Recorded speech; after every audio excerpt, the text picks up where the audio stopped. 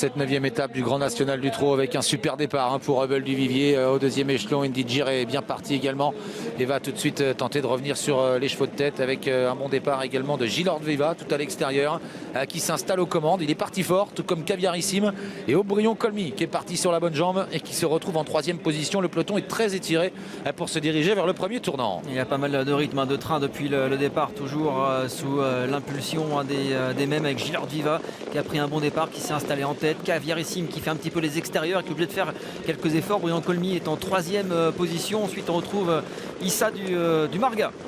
Issa du Margas qui est en 4e position, en léger retrait du trio de tête. Il y a ensuite Instandam devant Indy Gir, Bull du Vivier en léger retrait, accompagné par Je Rêve Dubois, Gazelle de Val ou encore Horatius Della. Ils vont sortir du premier tournant et Eric Raffin a décidé de faire du train avec Gilord Viva.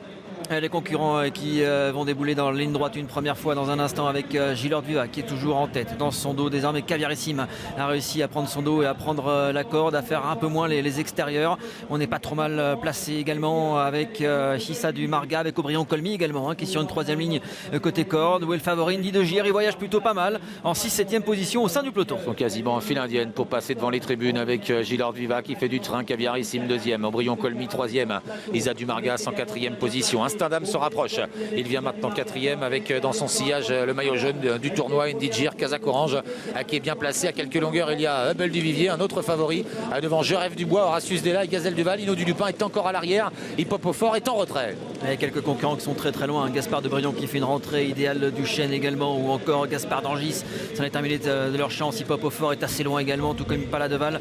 Hino du Lupin est encore en course, mais assez loin de la tête. Et toujours beaucoup de rides. Et toujours Gilord Viva d'ailleurs qui anime les débats. Le bon parcours pour Caviarissime qui a pu peut-être un peu souffler dans son dos, tout comme Aubryon Colmy qui est bien placé. Belle du Vivier au galop. Allez. Belle du Vivier qui se montre fautif alors que Jean-Michel Bazir venait de lancer Horatius Della, fautif également.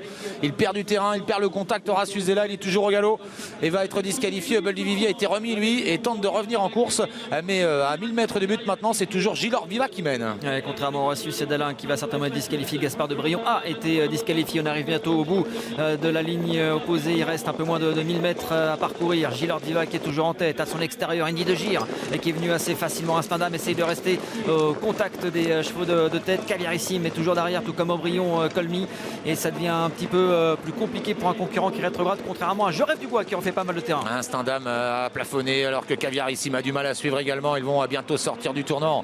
Indy Gir, le favori de cette course, qui se rapproche, qui vient maintenant à hauteur de Gilord Viva. En retrait, il y a Aubryon Colmy, les autres sont plus loin. Je Rêve Dubois s'annonce.